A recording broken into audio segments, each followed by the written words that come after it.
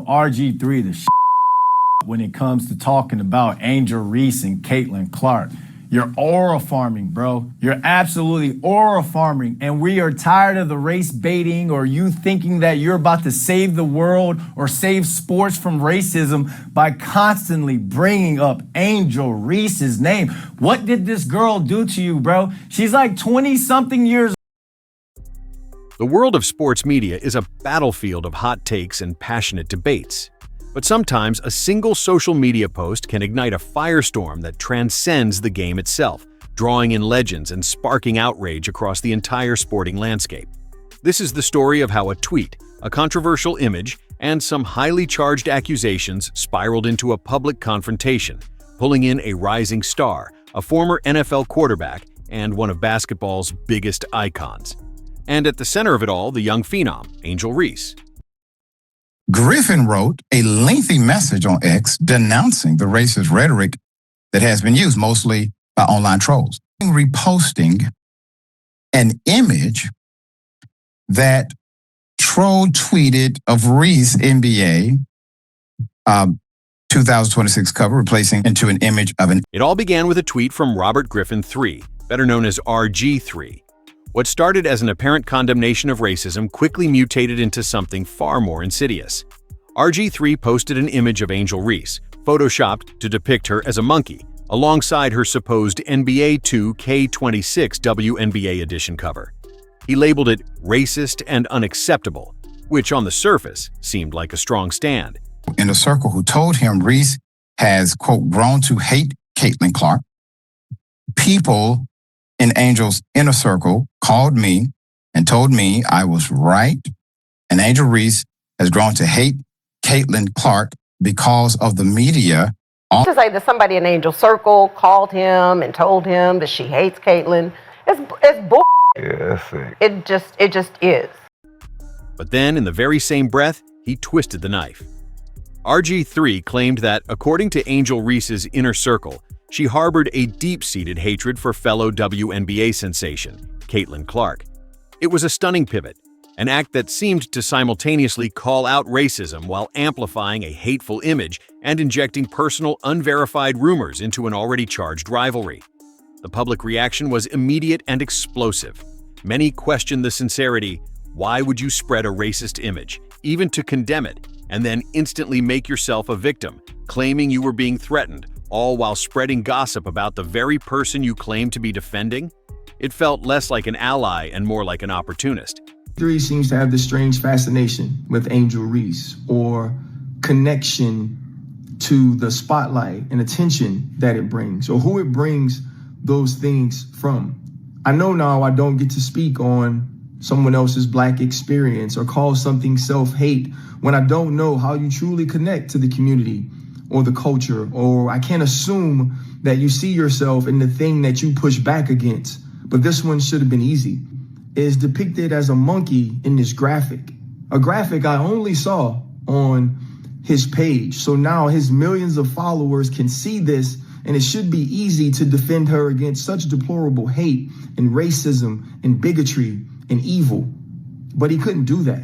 He had to make himself both the victim and the hero of this story. He had to mention that Angel Reese did something to him instead of acknowledging what he initially did to her. The first to step into the digital arena with fire in his eyes was ESPN analyst and former NFL safety Ryan Clark. Clark wasted no time, directly calling out RG3's bizarre behavior. He didn't mince words, accusing Griffin of a cynical play for attention. He had to make himself both the victim and the hero of this story, Clark declared, dismantling RG3's narrative piece by piece. Clark's critique was sharp.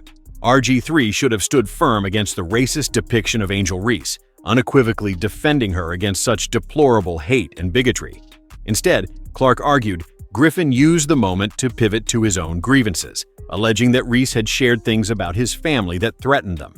It was a shocking accusation, distracting from the very real and damaging racism that RG3 had ostensibly set out to condemn. Clark's message was clear. If you can't truly support and defend those who look like you, especially when they're under attack, then you're part of the problem.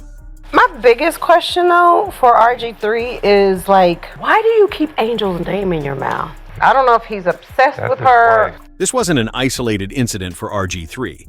For months, he'd seemingly nursed a strange obsession with the dynamic between Angel Reese and Caitlin Clark.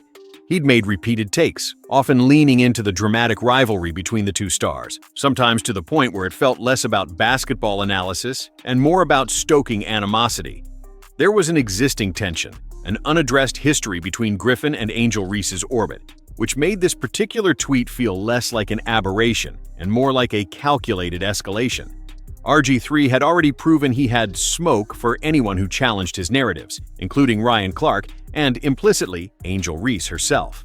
RG3, tweet another monkey post about my girl Angel Reese. I'm punching your fucking face. Okay? It's enough. Like, I don't usually do stuff like this, but just stop it, bro. You got your job, you got your podcast, leave my Angel Reese alone. I'm the one calling her and telling her not to respond. Fucking stop it. That's the last time. Okay? Thank you. Sorry about that. But then, the seismic shift. The conflict, already simmering, exploded when NBA legend Shaquille O'Neal weighed in. And Shaq didn't just weigh in, he unleashed a torrent of fury, delivering a direct, unfiltered threat that reverberated across social media and sports networks. On his podcast, Shaq didn't waste a second. RG3, he boomed. Tweet another monkey post about my girl Angel Reese and I'm punching your censored face, okay? It's enough. Just stop it, bro. It was a moment that stopped the internet in its tracks. Shaq, known for his larger-than-life personality and playful demeanor, was visibly enraged. This wasn't a jest. It was a clear, unambiguous warning delivered with raw emotion. The stakes had suddenly skyrocketed, transforming a social media spat into a very real, very public confrontation. Shaquille O'Neal's connection to Angel Reese runs deep. As fellow LSU alumni, Shaq has taken Angel under his wing, acting not just as a mentor, but as a fierce protector. He repeatedly referred to her as "my girl," emphasizing a bond that went beyond mere acquaintance. He revealed that he was the one constantly calling her, advising her to keep it classy, to rise above the fray and not dignify the negativity with a response. This wasn't some casual endorsement. It was a personal commitment, born from a place of genuine care and respect. Shaq understood the unique pressures on young black female athletes in the public eye, especially those who exude confidence and personality. He recognized the double standards they often face and saw RG3's actions not just as irresponsible, but as a direct attack on someone he genuinely cared about. His outrage was palpable because he saw Angel Reese as a daughter figure, and he was not about to let anyone continue to tear her down. Shaq didn't stop at the threat. He delivered a blistering critique of RG3's entire media persona. "It's a shame that all the stuff you did in your life," Shaq lamented. "You're going to be remembered for your podcast. That should tell you you're not that censored great." This was a devastating blow, coming from a Hall of Famer who understands the weight of legacy. Shaq essentially told RG3 that his current path was diminishing his accomplishments as a football player, reducing him to a purveyor of online drama.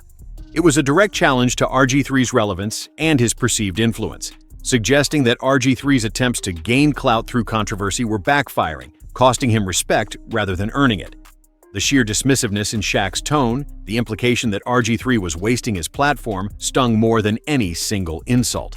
Shaq drew a clear line in the sand. He acknowledged that sports involve rivalries and trash talk. "This is sports. I'm not supposed to like you," he quipped. But he emphatically stated that certain boundaries must not be crossed. Picking on a little girl, especially by amplifying racist tropes and spreading unverified personal attacks, was beyond the pale. "Don't pick on that little girl," Shaq warned, "because guess what? I'm her protector. Now pick on me. You pick on me, I'm gonna punch you in your censored face." This was a direct challenge, a gauntlet thrown down. It was a stark contrast to RG3's own lengthy video response to Ryan Clark, where Griffin played the victim, lamenting that wives and children are always off limits and accusing Clark of making things personal. Shaq's directness exposed the perceived hypocrisy. RG3, who had just used a racist image and spread personal rumors about Angel Reese, was now being called out by a titan who put his own physical reputation on the line to defend her. The question now hanging in the air, a tension almost palpable, is, what will RG3 do next? He had no shortage of smoke for Ryan Clark, and he was quick to launch into a long, aggrieved monologue about being personally attacked when he felt slighted. But this is different. This is Shaquille O'Neal, a man whose history suggests he isn't one to make idle threats. Will RG3 maintain his victim stance, or will he finally address the underlying issues of his conduct? The world is watching to see if he'll meet Shaq's fury with an equally defiant response, or if the sheer weight of O'Neal's unadulterated anger will finally force RG3 to reconsider his approach to sports commentary. The ball is firmly in his court. The clash between Shaquille O'Neal and Robert Griffin III over Angel Reese is more than just a media beef. It's a vivid illustration of the complex and often brutal landscape of public discourse in the digital age. It highlights the power of social media to amplify both hate and defense, and the immense responsibility that comes with having a public platform. As this dramatic conflict continues to unfold, one thing is clear. When a young athlete is subjected to racist attacks and baseless rumors, there will always be powerful voices willing to stand up and defend them. The future of this saga remains unwritten, but one thing is certain. The repercussions of that initial tweet continue to ripple outwards, reminding us all that in the arena of public opinion, every action and every word carries a weighty consequence. What happens next? We'll just have to wait and see.